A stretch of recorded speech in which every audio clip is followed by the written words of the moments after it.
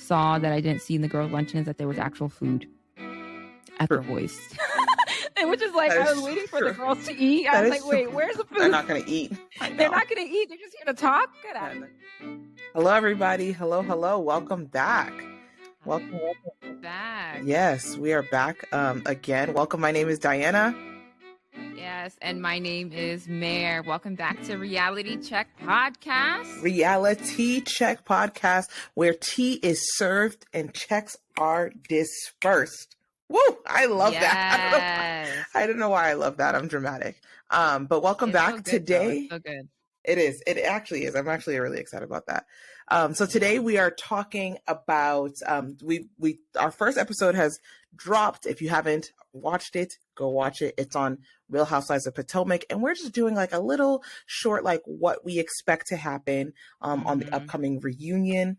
So go watch it if you haven't done so. It's streaming now on our YouTube and our Spotify. Yeah. And today we are actually doing a little reaction, initial reaction episode to Love is Blind After the Altar. We actually just watched it together, quite literally.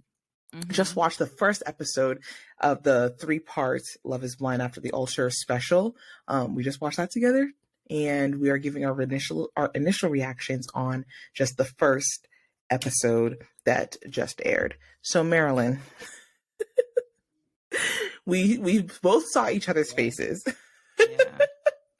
We both saw, we were quite literally shared our, we're on camera together and watched it on our own screens.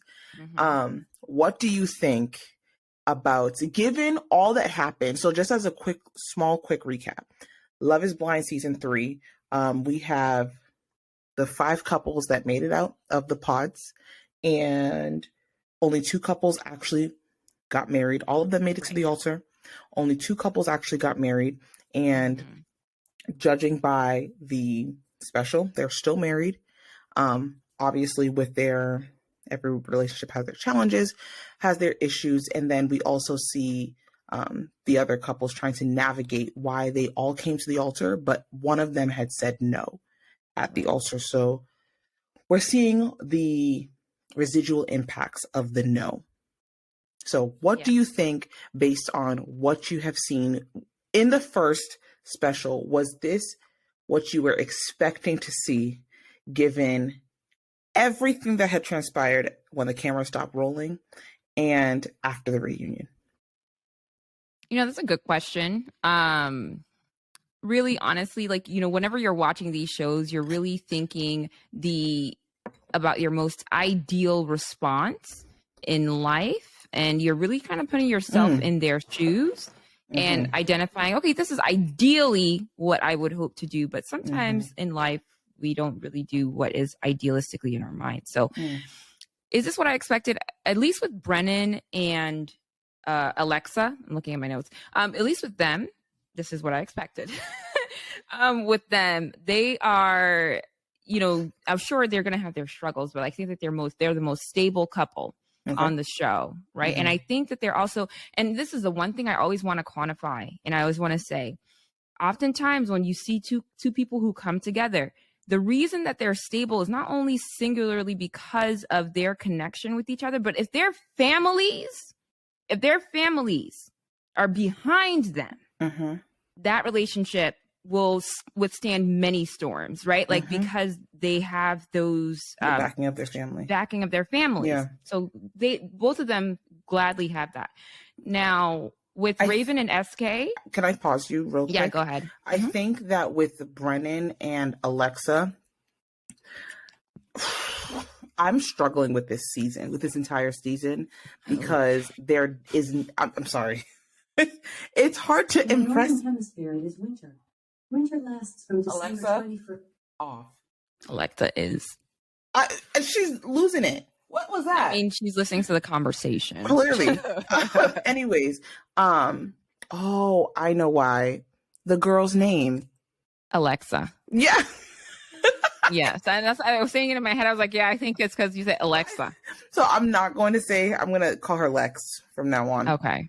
Okay. Yeah, that's the reason why she was. I need to turn her off too. But anyways, so I'm struggling with the season because they are no longer they're not bringing their authentic selves. They are recognizing that they're regular people that are recognizing the camera is there.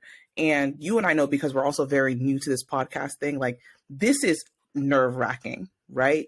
Yeah. And we are doing everything that we can. That's why we literally just watched it. So that way we are doing everything that we can to bring our authentic selves. Right. And so I understand that the recognition of the camera can be very nerve-wracking, and therefore you want to bring forth your best self, or your best problem self, if that makes sense. Even as you're going through challenges, you want to bring forth the best part of that challenge, not the ugly side of that challenge. And I think that's what we are getting with this cast. Great. So given that that's what is happening here, I'm a little apprehensive about believing the Lex and Brennan story. I love the fact that they have their family backing. I am wondering the motivation behind that backing. There's something that doesn't seem so genuine, kind of almost seems so contrived, you know? It seems very, very contrived. It seems very, very scripted, manufactured, especially because we know that Brennan's family, they are very of a Christian background, Christian background, very typical. I don't know. Maybe they're like, I don't know if they're what class they are. They seem middle class. Who knows? Whatever they are, right? Yeah. I'm wondering I know Brennan made the joke about his whole family converted to Judaism, right? But we know he's being facetious, whether he is or he's not, right? I would love to know what is the motivator behind you showing that side of yourselves on a national platform. You know, and I think that you're making an excellent point in that, in saying that, because like when he said that, I was like, I had written down, I was like, is that a joke? Like, yeah. I was like, wait, are you joking or are you not joking? But it's nice that if they are having these family gatherings outside of the cameras, then okay, sure, great, it's nice. But the one thing I have noticed about Brennan ever since he has been with Alexa, he has changed. He's changed. I think that if you look at his like past image before, right? And I think, you know, whenever they say, you know, when you're a woman, like she upgrades you or whatever, I guess she's upgraded him. He looks different, right? And I'm wondering like, no, he looks different. Like, you know, I feel like the only difference, he took the cowboy hat off and he stopped wearing the cowboy shoes. That's it. You should have seen the other pictures that were online, that what he was wearing. He really didn't have a style that was something that, you know, Alexa would have been attracted to, right? So she's really curating him and cultivating him to become this like figure that she is naturally even more attracted to physically. Like he's changed in that way. And so sometimes I feel like she's continuously pulling him along and dragging him along into her life, into her way, into her things, into all these things. And then I'm wondering, I'm like, does he actually want these things? And what does he think? What is it about him that he's bringing? But then I also think, how is she also coming into his life? Where is that balance, right? That's what I'm looking for, this is what we're seeing is what we also got during the season, where he is trying to be ingrained into her life and bringing his family into her life. That's where I have the question, and that's why I'm wondering, what is the motivator behind that? Is it the cameras and you just want to make good for the cameras? What is it? But anyways, enough about them because they were actually kind of boring to me. Moving on to Matt and Colleen. MAGA Matt, apparently did you know they called him? I never knew that they called him MAGA Matt. I mean, for all of our followers, like I'm very new to social media, so I don't really TikTok was calling his nickname is MAGA Matt because he was a MAGA supporter. I'm not going to get into that. This is being filmed in Dallas, Texas. Okay. All right. For all the Texans that are watching.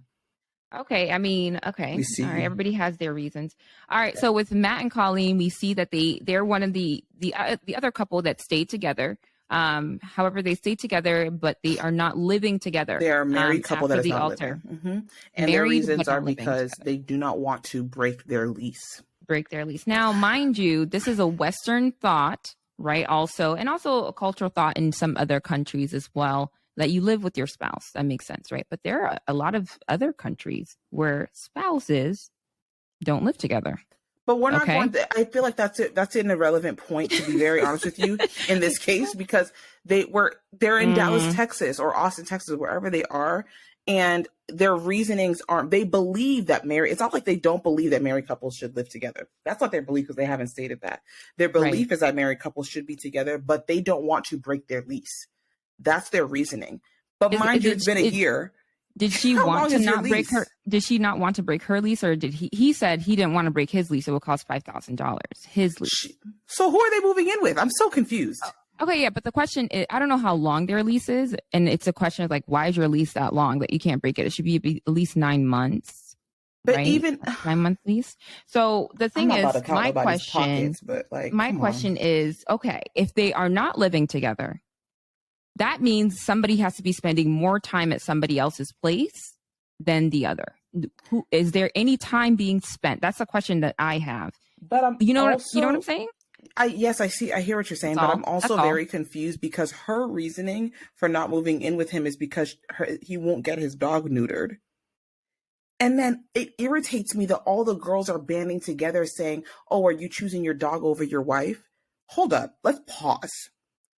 She's not me. She's not afraid of dogs. Me, if I'm, I'm not afraid of dogs. I am highly allergic to dogs and cats. That's for the record. But anyways, so she is not moving in because he won't get his dog neutered. However, you like dogs. You don't have an issue with dogs. That's your reasoning for not moving in with your husband? And then he's going to tell the guys, "Oh, we don't want to break our lease." Mind you, but in the same moment, she's telling the girls he won't get his dog neutered. I'm very confused, not only at the different stories, but also at the reasoning. Yeah, the reasoning doesn't make sense, but I'm also going to stand on the fact that I think Colleen does not feel safe. Yeah. She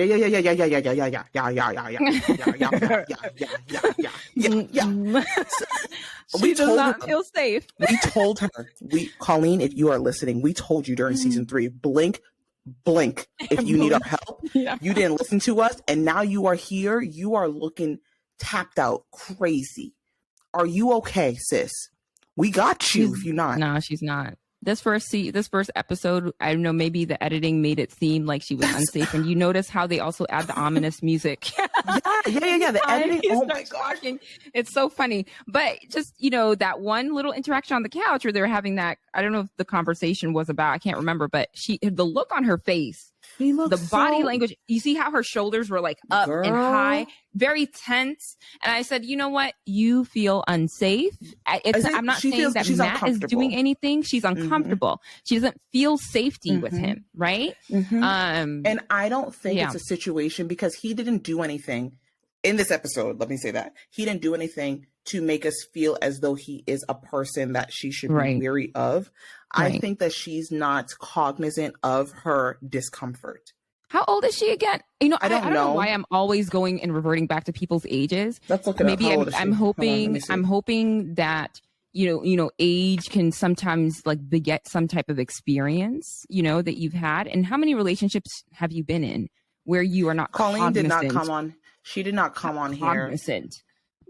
No, she didn't come over here on here. However old she is. When she came on this season, remember she was jumping from guy to guy. Remember her story? Yeah. So I don't think that like whether she could be 35. We saw what she was when she came on here. Yeah. So that doesn't really. I'm not going to talk about their ages anymore. I apologize to my listeners. I don't know. Sometimes I feel like if by the time you reach a certain age, there should be some level of, cognitive understanding that you should have about yourself. But apparently that's not the case with people. So, moving on. Who else? The next Let me look up her age. Well, the next couple is Raven and SK. Raven and SK, after the reunion aired, they had a whole scandal that happened where SK was accused of cheating on Raven for a long time. Sorry. Okay. Cheating on Raven for a long time with a girl that he'd been seeing since COVID, right? It was since 2020, before he went on to Love is Blind. So anyway, so we're coming back to Raven and SK. Now they're in a long distance relationship after the reunion. And SK went back to California because he's in school. So he travels back and forth from California to Texas to come and see and meet Raven. So we meet them at the airport in this episode. And I'm like, wow, how many scenes did that have to take? Or roles did it have to take for them to create that little scenario where she's the only one waiting for him and he's coming? I'm like, oh my God. Very and then, fake. Since when do you go to the airport, park your car, and then actually go inside to meet the person at the gate? To meet the person at the gate. That's like, that doesn't even happen. Exactly. Doesn't even happen. But thank you, Netflix. They appreciate that. Blame the Netflix. I blame the editors on that. That was not Raven and SK's fault. Right. So basically, fast forward now, SK is planning on proposing to Raven. That's all we got from them. My prediction is that they, that we will not until part 3. That's when we'll get the whole SK scandal come out, and SK will not film after that. SK will disappear from the cameras after that. I don't think we'll see anything of him. I think we'll see of Raven. Raven will testify of her experience, but I do not think that SK, we're not going to see nothing. Okay, we would have to go back to the archives to kind of figure out during this year that he was dating Raven after the reunion special had come up, was he also talking to that woman that came out alleging that she had a relationship with him, and the other women too as well that he was talking to? Was it happening during this year? I think it's hard to match up the timelines, right? Because Netflix, but when they film versus when they air is so there's such misalignment. So I think it'll be hard to match up the timelines, but let's try. Yeah, we'll try. Anyways, they didn't really give us much this first episode, but Bartiste and Nancy, we see Nancy is craving. It's almost like she's craving for Bartiste, and I think Bartiste is only going to embarrass her. Oh, of course. I mean, she doesn't know she's that. craving for him. So yeah. Yeah, so Nancy and Bartiste, they didn't really give us a lot, but we already know that Bartiste is not romantically interested in Nancy. But does she know that? Does she know that? Which is a question that Brennan rightfully asked. Like, did you tell her? Yes. Right, that you are not romantically interested in her because it is also a confusing element for you to have a fiance that you said no to, and yet you guys still within this whole year that you guys are still talking and meeting up with each other and stuff like that. And naturally, we women are incubators. We are also very emotional creatures, which is our strength, but also can be our weakness. Like, you think about Nancy, who's she's a woman, and she's emotional, and she loves and she cares and she gives her heart, right? You're leaving this question mark in the back of her head, like, well, you're still meeting up with me, we're still flirty, we're still doing this and no, Marilyn. I mean, didn't he say that he flirts and stuff? He flirts. But he's 25. We don't expect anything mature from Bartiste, right? Yes, he has his faults, but I also think Nancy is to blame in this situation because, baby, at this point, at this point, you have watched the season, and you continuously put yourself in this place. So at this point, I think now it is on her because, like she said, she's keeping it from her family. And Nancy knows, like in that meetup with Bartiste, she's not talking to Bartiste, she's talking to us and trying to make it make sense as to why she still has him in her life. Because he's a good person. Huh? That's what she said. I think he's a good person. That's why she has him in her life. Okay, that's fine. He can be I hope he's a good person when he embarrasses you. I hope he's a good person when he disgraces you. Bartiste he will finish her. When he finishes you, he's a good person. He better be a good person. Nancy's being reasonable. She thanked him at the reunion. She actually thanked him while Cole was getting crucified. She thanked him. Yeah. All right. She's got things to work on. She does. Beautiful. And then we have Cole and Zeneb. Again, we don't get an interaction between Cole and Zeneb. All we get is that Zeneb is in therapy, which she needs to be. And Cole is... Can I ask you a question, Dodie? Was she joking about saying she's dating her therapist? Or she didn't say that. Right? She did. She says... She She said says, the man in my life is the man in Paul. my life Paul's my is therapist. Paul. He's my therapist. Meaning, like, that's Okay. the only male All figure right, got it. she has in And her then life. and I was confused by that because I was like, then she said in the interview, I'm currently single. I was like, oh, okay, maybe not. Okay. Yeah, no, All right, she's go very ahead. single. Mhm. And her saying, like, go slide into my DMs. Zainab has a lot of insecurities, and I'm glad that she's in therapy. I really hope she has the correct therapist. And the reason why I say that is because it kind of scares me a little bit that she is saying that she sought out for a male therapist to pretty much check her and bring her back to reality as to whether or not she is in a dangerous place because she can't see the difference between a real tiger and a paper tiger. You know what I mean? So everything that comes her way, anybody, the Cole's output, she will see as an attack, whether it be to her body image or whatever the case may be. Oh, So she sought out for us a male therapist to be able to check that side of her. Now that could be dangerous and that could be harmful, being that Zainab really, really needs therapy. So I really just hope that he's a good therapist and is not a therapist because she needs a male voice in her life. I wonder why she needed the male voice. Why couldn't a woman have been equally as necessary and good for her? Here's my thought. My thought is because she has her stepmother. Though she didn't, she lost her mother before she lost her actual father. But she always had her stepmother, who is still in her life till this day. So my thought is that is her stepmother that woman that was with her during the dress shopping? That's her stepmom. I thought that was her adoptive mom. No, that's the mother that married her father before he passed. Oh, okay. So my thought is that she feels that she has a mother figure in her life, and she also has her sister. Her older sister. I think she probably talks to her sister more so than she would talk to her. Yeah, most likely. But she also has her sister, so she may feel that she actually is lacking in that male voice in her life. But that's not a reason to seek out for a male therapist. I don't think it's a reason at all. Like, and it's an interesting concept, and it's one that I hope that she expounds on. But I think you need to seek a therapist that's going to do justice to what it is that you're going through, right? Gender aside. Maybe she's had so much lack of luck with men. Maybe that's also like the precedence that she's setting as to why she's choosing a male therapist. But I hope she divulges a little bit more on that. But Cole and Zainab have not been talking to each other for a full year.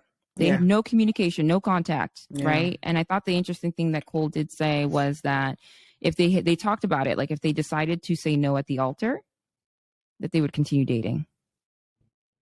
And Zainab just went cold turkey. That was the agreement that they had made. So Cole was under the impression that no matter what, that was going to happen. When it didn't happen, he was hurt, shocked to sugar honey iced tea. But anyways, okay, so let's pause there because we still have more to cover in the upcoming 2 parts. I will say 2 things that really stood out to me was that, one, the ladies' luncheon that they had was so fake. It's very obvious that these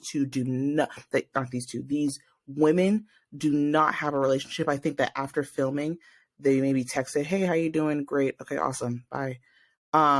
They don't have any sort of relationship. So it's very weird to see.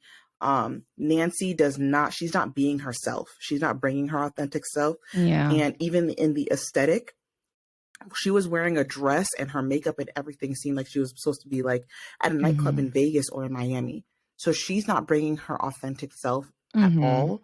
She did not match or fit the aesthetic at that lunch. It's a lunch. What are you wearing? You look like a flapper. But anyways, so that stood out to me. And then also the men's luncheon, Cole was absent. Yeah. And the interesting thing I hope that we bring up, why does Brennan not like Cole? I think that it's interesting how the characters this season resemble the characters from season 2. And I think that they believe and they are trying to portray Cole as the Sheik. The Sheik of the season. Beautiful. Okay. So they are trying to disassociate themselves from Cole, not knowing that Cole is actually the fan favorite. Absolutely. And he will Zainab remain. is the villain. She's Yeah. absolutely the villain. And for Brennan to not, okay, whatever. I don't even care Yeah. about why he doesn't like him. But I was like, whoa, you don't like him? And Brennan But got his own. You can tell because he's kind of like producing. He's like, yeah. you can tell he's challenging and questioning, Yeah, and you know, you can tell what time he's on. And he's on the side of his minutes. wife. He's on the side of his wife. Yeah, whatever. But Anyways, yeah, the boys also, I just want to say, I don't know what it is about males, but they just always naturally connect. And I also want to point out that the one thing I saw that I didn't see in the girls' luncheon is that there was actual food at the boys. Which is like, I was waiting for the girls to eat. I was like, wait, where's the food? They're not going to eat. They're not going to eat. They're just here to talk. Get out of that's here. It. They're just here to talk and film. Right, anyway, so yeah, yep, that was part one. That's our initial, quite literally our raw initial reactions to part one. We're about to actually go and watch part two. Mm-hmm. And then after that, we'll watch part three. So please, please, please bear with us if there's something we didn't get to, but let us know in the comments if there's something that you noticed in part one that we did not talk about. Let's engage in a discussion, because I think that it'll be good for us to actually maybe after watching all three parts, then come back again and be like, oh, hold up. Right. So definitely, please do let us know, like, share, subscribe, whatever, everything, all the above, and follow. Yes. Let us know what you're thinking about this Love is Blind After the Altar. Yeah. And let's see how these folks are doing. All right. Thank you, everybody. Bye. Bye.